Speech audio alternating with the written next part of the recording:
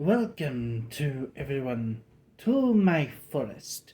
Please have a seat by the campfire as I tell you stories of cryptids, legends, mysterious deaths, and disappearances from all over the world. I hope you enjoy your stay and keep an eye on the woods. Something might be watching you. Mr. Green, written by Creepy Clown Girl.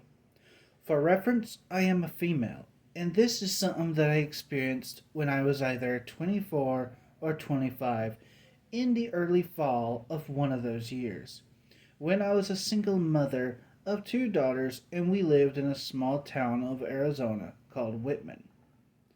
While living there, I met a lot of people. Some I became good friends with, and others not so much. But one of those people that I would meet was a sweet old man named Mr. Green.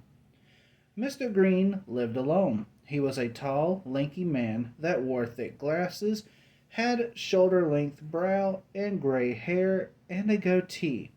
I remember the many times I would go over to his house while my kids were in school to help him clean his house. Not that he really needed help, because he always kept it pretty clean. I think he was just lonely and wanted some company. And I really enjoyed listening to the stories that he would tell me while I cleaned. I remembered the couple of times, and even the day before, I would go over to his house, and as soon as I entered, I could smell the gas. Looking at Mr. Green, I told him that I smelled gas and that he should probably contact the gas company or the manager. And he just looked at me, shrugged, and said, I called the gas company and told them that I have a gas leak, but they said they couldn't send anyone out for at least a week. Shocked, I said, Are you freaking kidding me? This is an emergency. He just nodded and moved into another part of the house to finish what he was doing. The rest of the time there, I couldn't help but have this god awful sinking feeling in my gut that something bad was going to happen. And it did. Later that night, I had a hard time sleeping because I was so worried about him, and thought to myself tomorrow I would go and get a hold of the gas company, and I did, but it would come a little too late. 2 days later, in mid evening, I was standing in my kitchen doing dishes when I got a pounding on my door. Opening it, I saw that it was my friend Sticks, out of breath and pointing and mumbling something that at first I couldn't hear. Sticks, what's wrong? What happened? I asked. Now, getting that knot in my stomach, I started to ask him again, and that's when he said, Mr. Green, Mr. Green's house. Realizing what he said, I screamed, Oh my god, no, and took off running towards his house, yelling back at him to watch the girls and I'll be back. Getting to Mr. Green's house, I saw what was left of it, the lights of the fire department and the firefighters and people running and standing around in shock and horror. I stood there looking around for anyone that I could ask what happened, but I didn't see anyone close to me. That's when I heard a voice say, Excuse me, ma'am. Shaking my head, I mumbled, what? As I stepped back. That's when I realized that they were bringing out a gurney, though right in front of me, and that's when I smelled something so sickening that it made me so nauseated and lightheaded that I almost passed out. That's when I saw Mr. Green on it, covered in a white sheet partially soaked in dark stains. Looking down, that's when I saw a part of his head and face were exposed.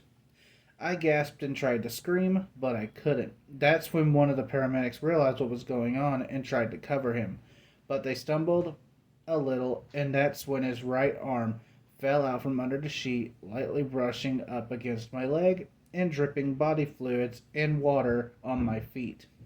In horror, I just stood there, unable to move or do anything, and that's when everyone went blank. To this day, I don't even remember how I got home. What I saw and smelled that night was so horrific that for a long time afterwards left me traumatized, and even to this day is still deeply burned into my memories. Now that I've told you what I have experienced, let me tell you a story of what happened to me as told by those who were there firsthand. Evidently, that day a friend had been over visiting, and over an hour after they left, Mr. Green went to cook dinner. And as he turned on the burner onto the light, that's when it exploded, throwing him clear across the room. At the time of the explosion, neighbors said that they remembered hearing a loud sound like a bomb going off.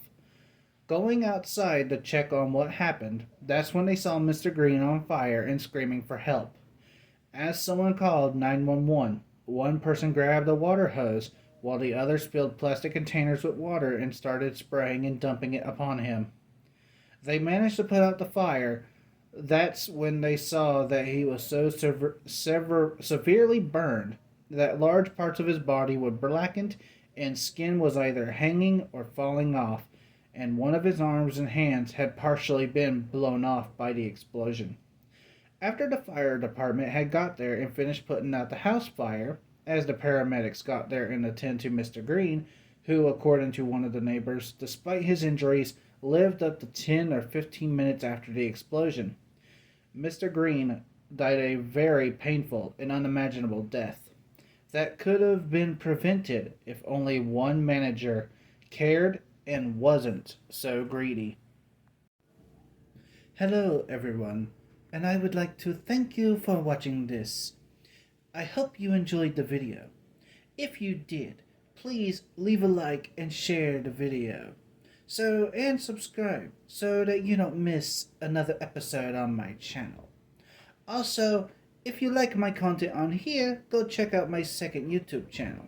You'll get to see some shenanigans from me playing some various video games. And don't forget to check out my Twitter, Twitch, and merch store. Links to those will be in the description down below. And as always, I will see you all next time.